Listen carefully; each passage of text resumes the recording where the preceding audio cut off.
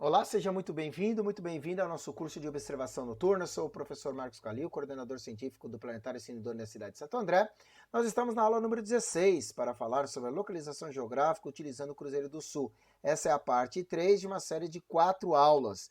Nas aulas anteriores, se você ainda não assistiu, recomendo fortemente que você possa assistir essas aulas.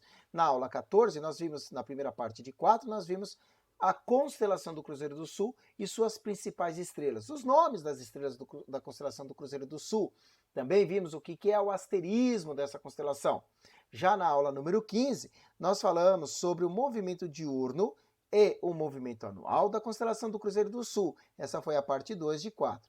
Agora, estamos na parte 3 de 4, ou seja, na aula 16, para falarmos sobre o Cruzeiro do Sul nas diferentes latitudes do Brasil. Isso é extremamente importante, porque a depender da sua latitude, ou seja, a depender de onde você for observar o Cruzeiro do Sul, determinada época não se observa na sua latitude, porém em outras latitudes, de repente, pode ser observado o Cruzeiro do Sul. Então vamos conferir isso na prática, vendo aqui utilizando o estelário. Veja bem, eu usei como exemplo o dia 1º de junho de 2020, às 20 horas, ok? Aqui está o Cruzeiro do Sul, como nós mencionamos na videoaula 14, na primeira aula dessa série de 4, nós temos a Estrela de Magalhães, nós temos a Mimosa, nós temos a Rubídia e nós temos a Pálida. Vou aqui fixar a Estrela de Magalhães, mas para servir como referência para nós. Bom, muito bem. A depender da latitude, a altura, e este é o ponto que eu quero tratar, a altura que nós temos da constelação em relação à linha do horizonte se modifica. Eu estou usando como base agora, neste momento, a cidade de Santo André. Então perceba que a seta está aqui, localizada a 23 graus e 40 de latitude, tá? E, no caso, longitude, 46 e 31, me dá a coordenada geográfica da cidade de Santo André, que fica próxima da cidade de São Paulo, tá bom? Mas, perceba que, agora, se eu for para Natal, tá? Ou seja, se for aqui próximo da linha do Equador, ao norte do Brasil, por se tratar de uma constelação, tá, austral, isso a gente vai falar mais para frente, ou seja, uma constelação preferencialmente observada para quem está no hemisfério sul. Como nós vamos para o mais próximo do hemisfério norte, ou seja, como nós vamos mais próximo da linha do Equador, querendo se aproximar do hemisfério norte, por consequência, a distância que eu tenho da constelação em relação à linha do horizonte sul vai diminuir. Vamos conferir isso? Então vamos sair aqui do estado de São Paulo, na cidade de Santo André, e vamos para Natal, na cidade de Natal. Olha lá, veja que diminuiu essa distância. Isso porque eu estou me aproximando da linha do Equador. Ok? Se eu chegar aqui, por exemplo, ao invés de 5 graus de latitude e colocar 0 graus de latitude, ou seja, estamos em cima da linha do Equador, tá bom? Perceba o que nós teremos aqui. Veja que ela desce mais ainda para cá em relação à linha do horizonte sul, ok? Veja onde foi parar a nossa seta aqui, tá bom? Ao passo que, se vindo para o lado norte, por exemplo, vamos agora para o lado norte.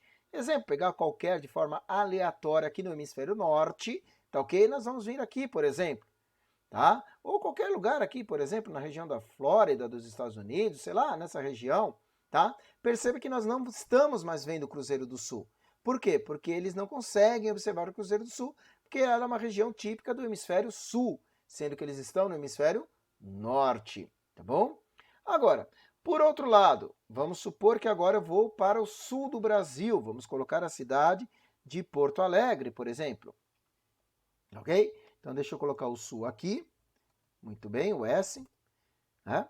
Vamos só colocar aqui uma referência, deixa eu colocar aqui a cidade de Porto Alegre, vamos localizar Porto Alegre, aqui ó, Porto Alegre, Brasil, tá bom? Vamos para Porto Alegre, aonde está o Cruzeiro do Sul, bem alto no céu.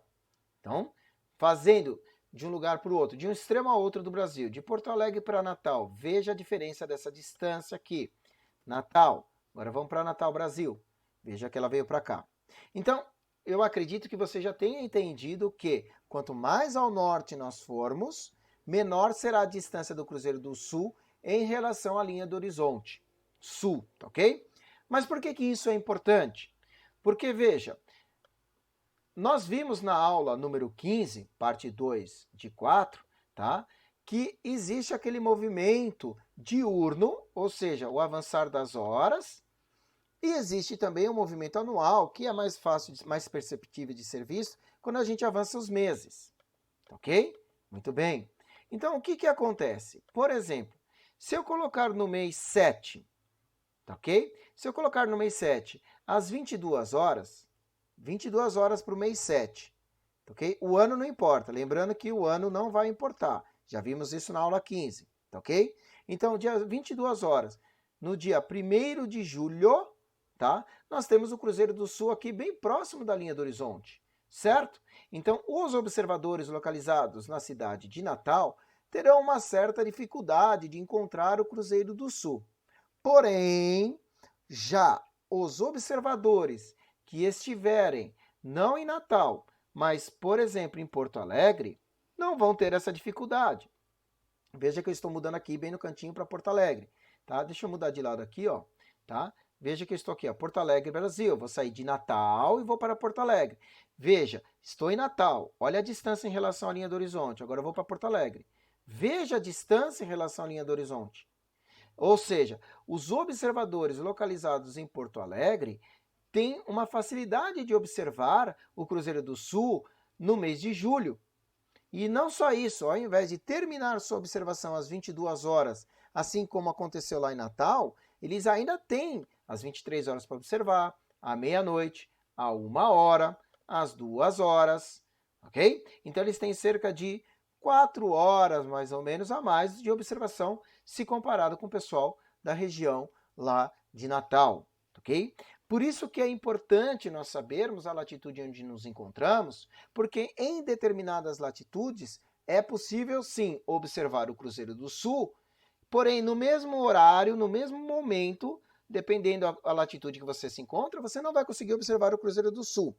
Por isso que é interessante sabermos a latitude em que nos encontramos e essa distância que ela acaba tendo em relação à linha do horizonte.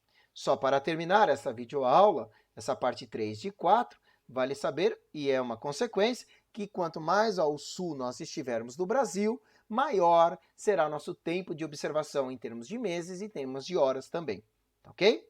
Ok? Eu sou o Marcos Calil, espero você nessa última série de aulas, porque aí então na aula 17 nós iremos falar sobre como utilizar o Cruzeiro do Sul para encontrar o Polo Sul Celeste e, por consequência, o horizonte sul. Tá? Espero você até a próxima videoaula.